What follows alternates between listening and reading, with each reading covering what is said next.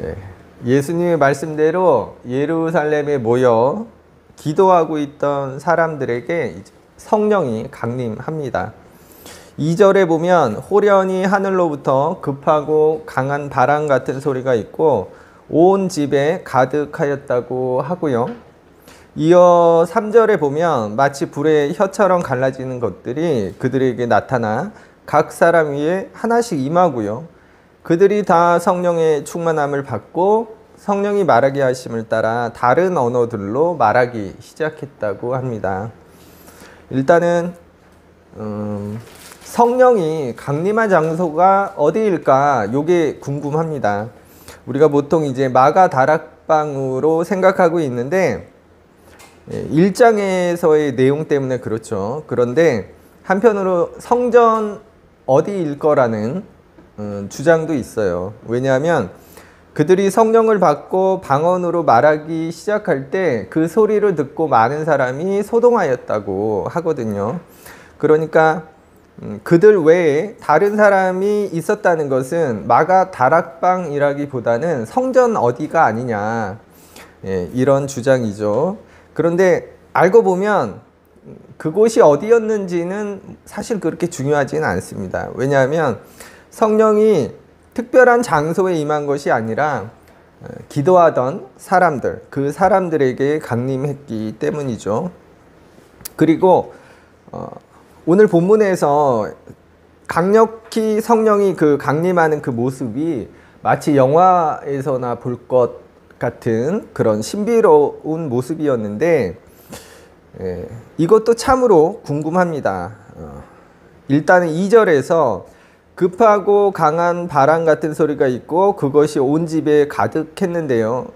여기서 바람은 하나님의 영을 상징하는 것이라 볼 수 있고요. 하나님의 임재에 대한 묘사로 볼 수 있습니다. 그리고 3절에서는 마치 불의 혀처럼 갈라지는 것들이 그들에게 보이고 각 사람 위에 임하였다고 하는데, 이는 이어서 그들이 하게 될 방언에 관한 은유적인 표현으로 볼 수 있겠고요. 한편으로는 누가복음 3장 16절에서 세례 요한이 성령과 불로 세례를 베푸실 것이라고 한 말씀이 생각나기도 합니다.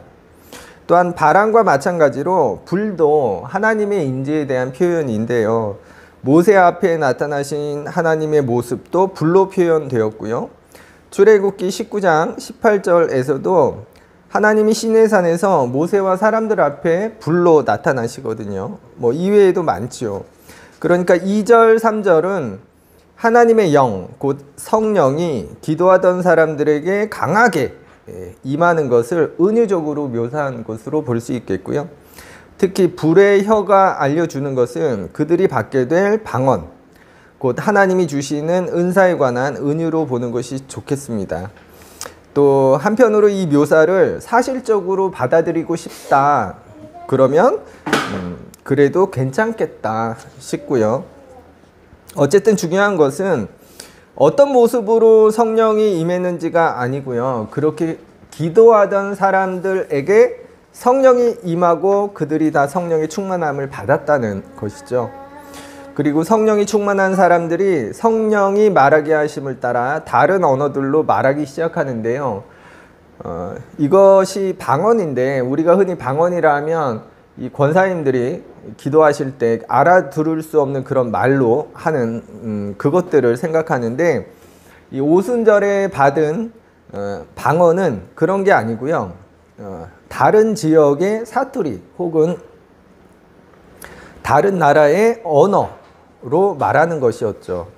왜냐하면 그날이 오순절이라는 유대의 큰 명절이었는데 디아스포라라는 게 있어요. 강제든 자의든 다른 나라로 이주하게 된 유대인들을 가리키는 것인데, 이 사람들이 오순절의 절기를 지키기 위해 성전에 모여듭니다. 그들에게 방언을 통해 그들의 각기 다른 언어로 예수에 관해 증언하게 됩니다. 이쯤에서 우리가 생각해 볼 것은 오늘 본문의 이 내용이 갖는 의미는 뭘까? 단순히 기도하던 사도들과 사람들 위에 성령이 임하고 성령이 충만하게 된 그들이 방언으로 예수를 증언하였다? 여기서 끝나는 게 아니고요. 사실 알고 보면 성령은 이날에 나타나신 게 아니죠. 성령은 이전부터 계셨고 이전부터 일하셨고 계셨어요. 그리고 누구든 예수를 믿는다는 것은 이미 그 사람에게 하나님의 영이 함께 하신다는 것이기 때문에 오늘 본문의 이 사람들은 이미 성령을 받은 상태였거든요. 그렇다면 강력한 성령 강림은 뭘까? 그것은 이미 그들이 받은 성령이 충만한 상태가 되었다는 거로 볼 수 있겠습니다. 우리도 예배 때마다 하나님 성령이 충만케 해달라고 기도하는데요. 바로 그것이죠. 그렇다면 성령이 충만한 건 그 상태는 뭘까? 뭐 설명하자면 여러 가지가 있겠고 길겠지만 간단히 예를 들자면 저는 연인을 들고 싶어요. 사랑하는 두 남녀가 항상 감정이 뜨겁고 애틋한 건 아니거든요. 시간이 지나면 식을 수도 있고 예전에 뜨겁던 그 마음을 잊고 살 수도 있는 거예요. 그런데 어느 순간 혹은 어떤 계기로 두 사람의 사랑이 갑자기 다시 뜨거워지는 그래서 불이 붙는 그런 것으로 설명해 드리고 싶습니다. 사실 우리도 신앙생활 하다 보면 처음 마음이 그 뜨거움이 그 간절함이 식은 채 신앙생활하는 모습이 많거든요. 성령이 충만하게 된다는 것은 그렇게 어쩌면 식어버린 줄도 몰랐던 우리 마음이 다시 불붙고 하나님을 향한 것으로 우리 속이 가득 차는 그런 것이라 할 수 있겠습니다. 그런데도 오늘 본문에서는요, 마치 성령이 처음으로 그들에게 임하는 것으로 묘사되는데요. 이것은 교회의 시작이 강력한 하나님의 의지와 그분의 뜻으로 되었다는 것을 드러내기 위한 것으로 볼 수 있겠습니다. 그래서 오순절 성령 강림은요, 바로 교회의 시작에 관한 것이고요. 또한 교회의 목적에 관해 알려줍니다. 교회는 인간적인 노력으로 이루어지고 일하는 게 아니고요. 그 시작부터 강한 성령의 인재로 그분의 능력으로 그분의 뜻으로 시작되었다는 것이고요. 그 교회의 목적은 예수에 관해 증언하는 것, 곧 먼저 성령을 받은 사람들이 다른 사람들도 성령을 받을 수 있도록, 다른 말로 바꾸면 먼저 구원받은 사람들이 다른 사람들을 구원하는 데 있는 거고요. 그래서 성령을 받은 사람들이 예수에 관해 증언할 때 또 베드로의 오순절 설교를 통해 수많은 사람이 회심하고 또 그들이 성령을 받고 그들도 교회가 됩니다. 그렇게 교회가 확장되고요. 그 교회의 확장을 통해 하나님의 목적을 이루는 것, 그게 바로 교회의 목적이라 할 수 있겠습니다. 여기서 오늘 우리가 좀 더 살펴볼 것은요, 하나님의 목적을 이루는 것이 교회의 목적이고 하나님은 그 교회를 강권적으로 세우셨는데, 그렇다면 교회의 목적, 곧 하나님의 목적은 무엇이고, 한편 오늘날 나라는 교회, 우리라는 교회의 신앙의 목적은 무엇이고 또 우리는 어디를 바라보며 살고 있는가, 이걸 좀 보고 싶고요. 또한 예수에 관해 증언한다는 것은 뭔가, 이것도 좀 살피고 싶습니다. 먼저 오늘 본문에서 성령이 충만한 사람들이 나가서 예수에 관해 증언하였는데요. 오순절 베드로의 설교도 마찬가지죠. 그들은 예수가 그리스도이신 것에 관해 증언했고요. 그런데 그게 뭐지? 예수에 관해 증언한다는 것이 뭐지? 단지 예수라는 분에 관해 소개하고 알리고 전하는 것이 예수를 증언하는 것일까? 우리가 예를 들어 선생님이 학생들에게 이순신 장군에 관해 알려주고 있어요. 선생님은 이순신 장군에 관해 학생들에게 소개하고 알리고 전하는 겁니다. 그래서 처음 시작은 이렇게 되겠죠. 그분은 언제 누구의 자녀로 어디서 태어나고 어떻게 자라고, 이어서는 이런저런 일들을 하고 우리나라를 외구의 침략에서 구해내고 등등등.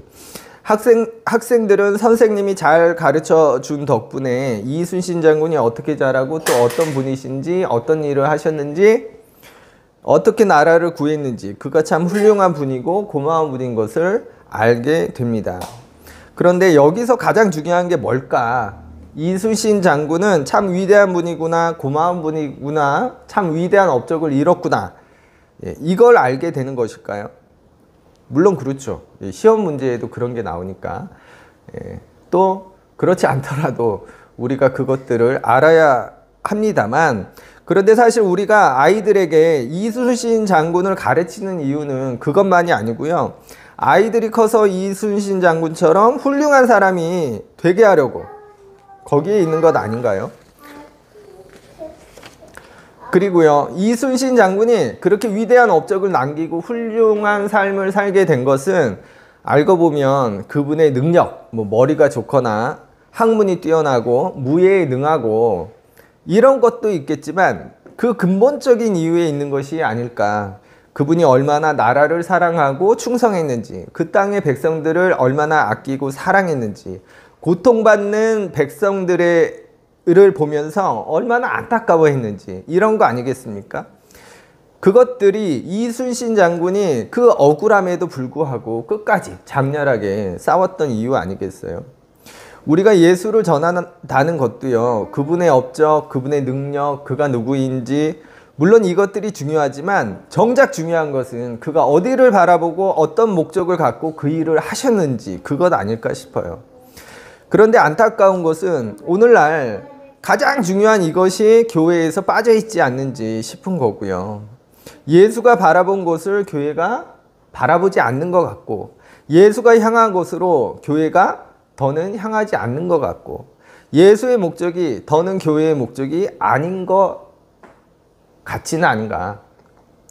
어쩌면 제가 많이 드리는 얘기지만 알맹이 없는 껍데기 예수를 믿고 소개하고 알리고 증언하고 있지는 않은지, 딸기가지 1% 들어간 우유를 딸기 우유라고 하듯이 그런 예수를 믿고 소개하고 알리고 전도하고 있지 않은지, 저는 이번 대선에서 이걸 다시 한번 확인했는데, 이번 조기 대선은요, 우리가 다 알고 있듯이 특별한 이유로 하게 된 겁니다.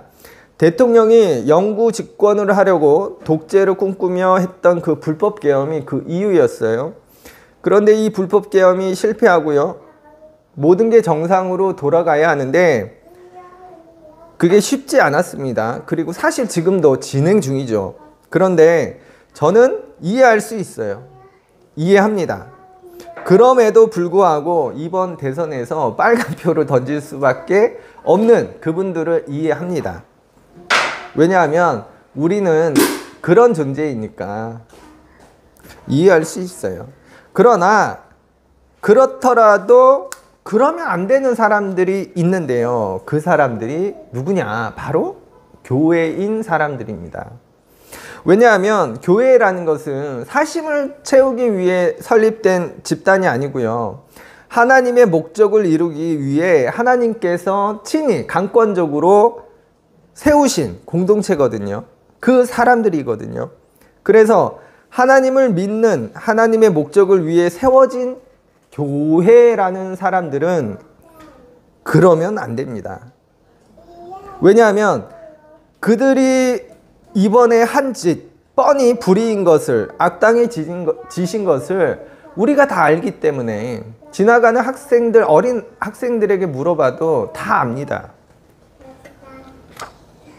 그리고 그것들에 대해서 하나님이 잘했다고 하실까요? 아니면 그 일들에 관해 하나님이 화내실까요? 그런데도 불구하고 오히려 교회가 나서서 그들의 편이 되는 모습을 그동안 보아왔습니다. 물론 우리는 이렇게 말합니다. 소수의 일부 교회들일 거라고. 그런데 이번 대선에서 결과를 보니 비록 이기긴 했지만 아직도 아니구나.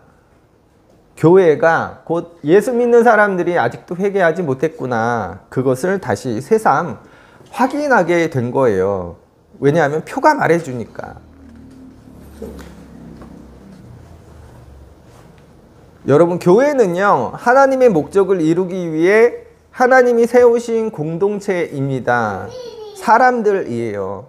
그런데 하나님의 목적은 어디에 있습니까? 정의와 공평과 또 평등에 있지 않나요? 하나님 나라에 있습니다. 그런데 그 하나님 나라, 그분의 정의가, 그분의 공평이, 그분의 평등이 누굴 위한 걸까요? 나만을 위한 것도 아니고 특별한 계층을 위한 것도 아닙니다. 그 나라는 모두를 위한 세상이고요. 모두를 위한 나라입니다.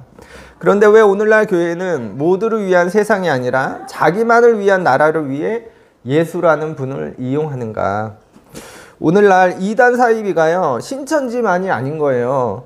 하나님 나라가 왜곡된, 예수가 왜곡되어서 알려지고 가르치고 신앙되는 그 교회가, 그 사람들이 알고 보면 이단이고 사이비인 겁니다. 그렇지 않은가요?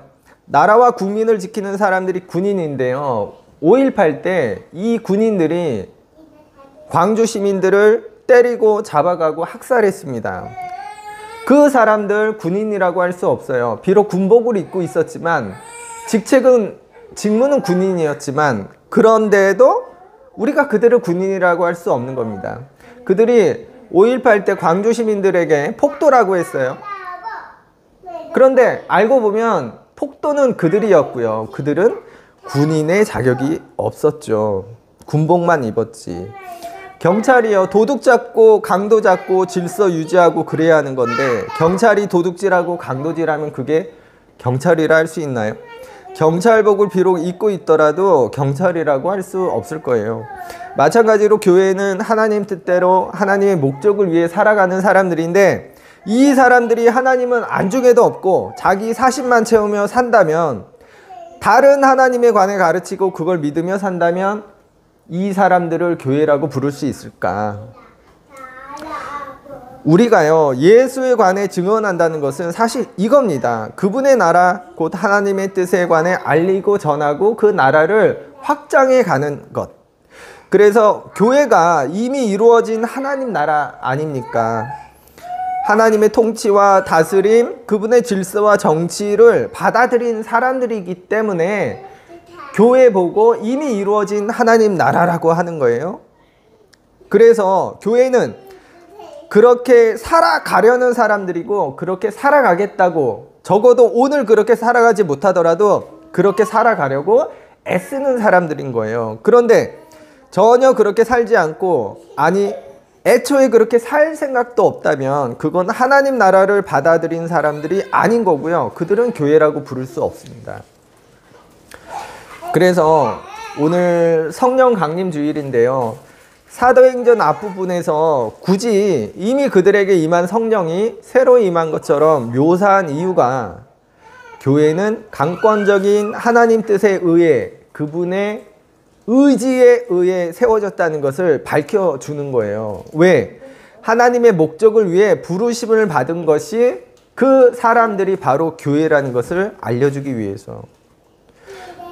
그리고 그렇게 성령이 충만한 사람들이 예수에 관해 증언하잖아요. 그로 수많은 사람이 회심하고 그들도 교회가 되는데, 그렇게 교회가 확장이 됩니다. 이게 단순히 예수 믿는 사람이 늘어나는 게 아니라는 것 우리가 꼭 기억해야 하는데, 예수가 가르치고 전한, 그분이 바라본 곳, 그가 향한 곳, 곧 하나님 나라의 확장이란 거고요. 이는 하나님의 다스림과 그분의 질서와 오늘날 언어로 그분의 정치가 펼쳐지는 세상이고요. 교회는 그게 옳다고 받아들인 사람들인 거고요. 그리고 그들이 받아들인 그 나라, 그 세상을 확장해 나가는, 그게 바로 교회의 목적입니다. 그게 우리가 선교하고 전도하는 이유이기도 하고요. 그러니 우리가 교회인데 우리는 어떻게 살아야 할까? 우리가 성령 충만함을 기도해야 하는 이유가요, 그런 삶을 살아가기 위해서입니다. 우리가 사실 성령이 충만해지는 것은요, 차에 기름 넣는 것과 마찬가지고, 우리가 그러한 삶을 살아가기 위한 에너지를 충전하는, 마치 그와 같은 겁니다. 왜냐하면 우리는 자꾸만 그런 이기적인 삶을 향해서 가려고 하니까, 하나님 나라가 아니라 나만을 위한 세상만 바라보려 하니까. 그런데 성령이 내 안에 충만해지면 그런 내가 이제는 하나님 나라를 더 바라보게 되는, 교회로서 살아가게 되는, 그게 오순절 날에 강력한 성령 강림의 이유이기도 하고요. 그래서 우리가 왜 교회가 되었는지, 왜 하나님은 우리를 교회로 부르셨는지 그 목적에 관해 우리가 기억하면 좋겠고요. 한편 이렇게 목적, 의무 이런 것만 얘기하면 좀 그래요. 예. 이게 맞다고 옳다고 여기지만 그래도 한편으로는 좀 아쉬운 거예요. 우리는 사명감만 갖고 살아야 하는가. 그런데 알고 보면 그렇지 않습니다. 우리가 하나님 나라를 이뤄가야 하는 그 교회로서의 의무, 그 사명을 지게 된 이유가 어디 있습니까? 지난 주일에도 말씀드렸듯이 금수저가 왜 금수저가 되고 흙수저가 왜 흙수저가 되죠?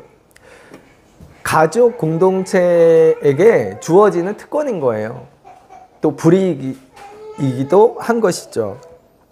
우리가 교회로서의 사명 혹은 의무라고 하는 것들이 생겨나는 이유는 우리가 하나님 나라를 소유했기 때문에, 그분의 자녀가 되었기 때문에 누리는 특권인 겁니다. 우리가 하나님을 아빠, 아버지라 부르는 특권을 가졌기 때문에, 그분의 자녀가 되었기 때문에, 이미 우리는 그 나라를 소유했기 때문에, 그래서 우리가 교회로서의 사명 혹은 의무라고 생각하는 것들은 우리 어깨에 메어진 무거운 짐이 아니고요. 사실 알고 보면 우리가 받은 은혜와 축복의 결과인 겁니다. 그런데도 우리가 여전히 오해를 갖고 신앙생활을 하는 것은요, 그 문제는 그 시작에 있는 것 같더라고요. 오늘날 돈신이라고 해요. 돈신. 만몬이죠. 그것이 하나님을 이겨내는 오늘날의 여러 모습들을 발견합니다.